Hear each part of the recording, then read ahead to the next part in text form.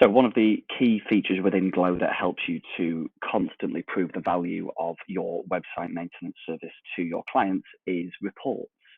So you can create these periodically whenever you want to for any of your clients, and you can also schedule them to be created automatically to save you time in the future as well. Now, occasionally you might want to download a particular report for a particular client, and you're able to do this by going to the report section in the client area. So I'm just going to demonstrate that to you now. If you, as you can see, I'm logged into the dashboard section of my Glow account. I'm going to start by clicking on clients from the main left-hand menu. You can see that we've got 2 clients added on our account at the moment. So I'm just going to choose the one from the top of the list.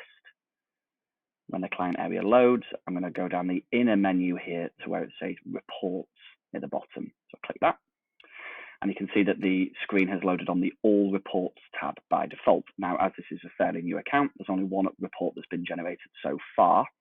And on the right-hand side here, to the right of where we see the date of the report, there's a little pink download button here. Now, if I click that, you'll see that it's now downloaded to my computer, and I can use that to attach in emails or store it elsewhere if I need to. But that is how you download a client report from your Glow account.